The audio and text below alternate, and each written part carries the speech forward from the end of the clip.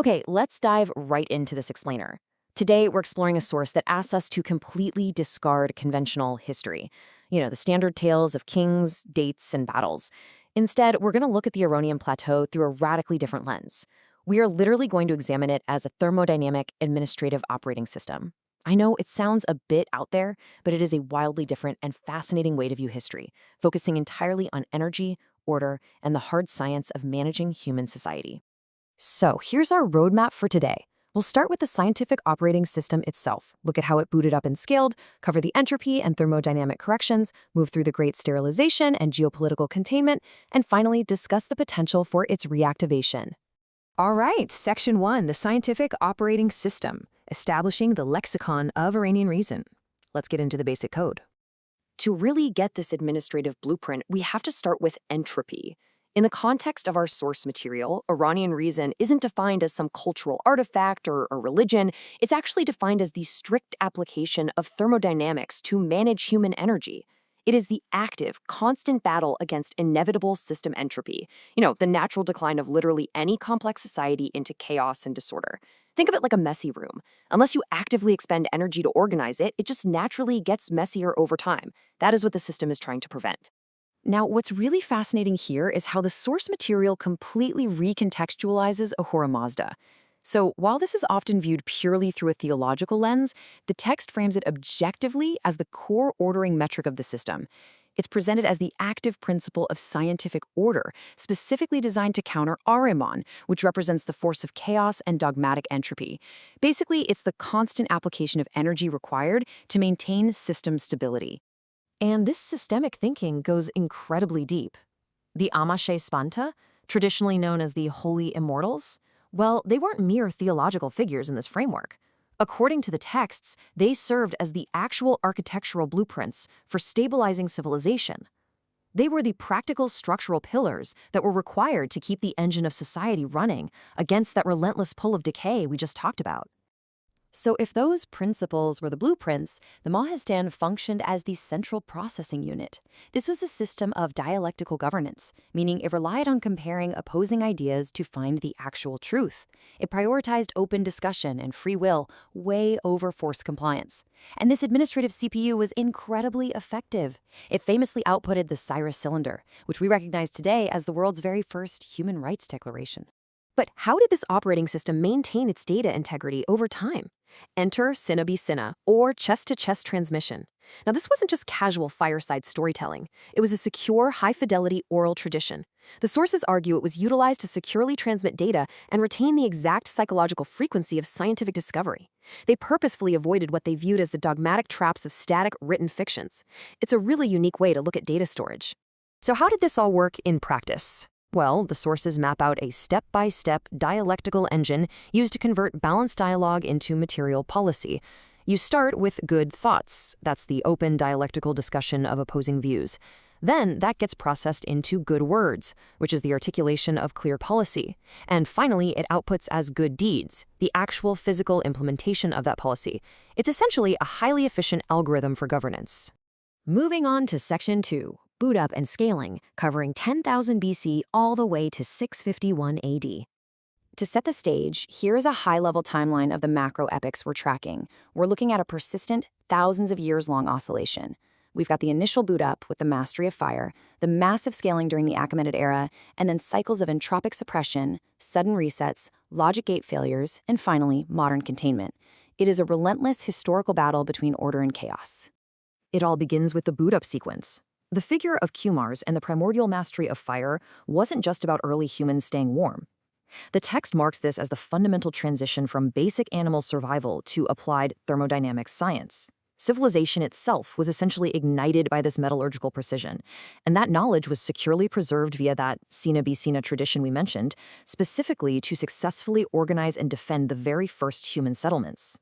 Once the system was booted up, it naturally needed to scale. The Achaemenid and later Sasanian empires effectively took this energy-intensive blueprint and expanded it globally. They integrated massive royal roads for logistics, they pioneered advanced crucible steel production, and governed the whole shebang through the dialectical Mahathistan. The biggest takeaway here is how deeply resilient it was. While peripheral states like Rome were literally collapsing under global climatic stress, the Iranian heartland maintained its structural integrity. Which brings us to Section 3, Entropy and Thermodynamic Correction, spanning 651 to 1400 AD, because as the laws of thermodynamics strictly dictate, scaling a system inevitably attracts entropy.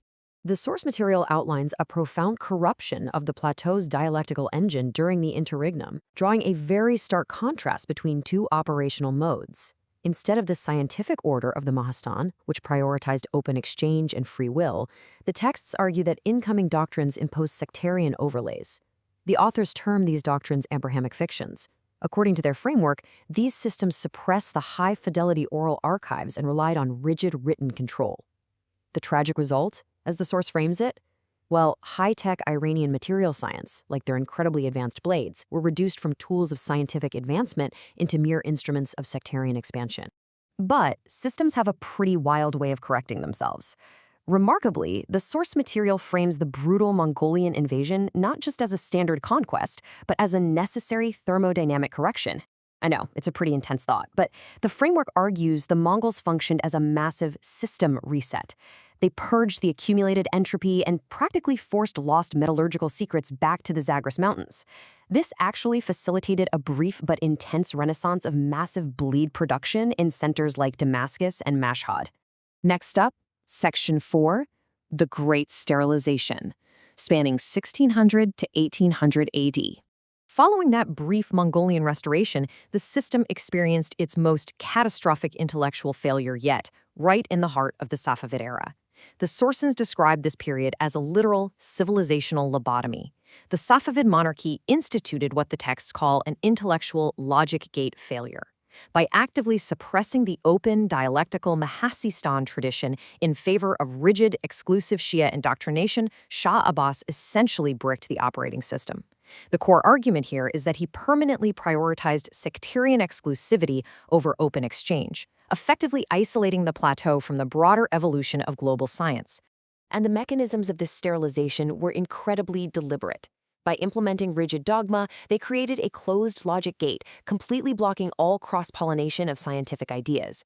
They even went so far as to overwrite geographical identity. Renaming the ancient city of Qumran to Bandar Abbas wasn't just some vanity project. According to this framework, it was the deliberate erasure of objective, scientific history just to enforce a singular, heavily programmed sectarian overlay. All right, Section 5, Geopolitical Containment, moving from 1800 all the way to 1979 AD. Fast forward to the 19th century, and the world stage shifts. The great powers, recognizing the massive latent thermodynamic power of this specific geographic region, initiated a strategy of absolute containment. This introduces the fascinating geopolitical concept of the hole in the donut. The great powers deliberately encircled the plateau to enforce a vacuum. You had Imperial Russia pressing down as a northern blockade, and Imperial Britain suffocating the south and east. They recognized the plateau as the center of the world, and intentionally kept its operating system from booting back up.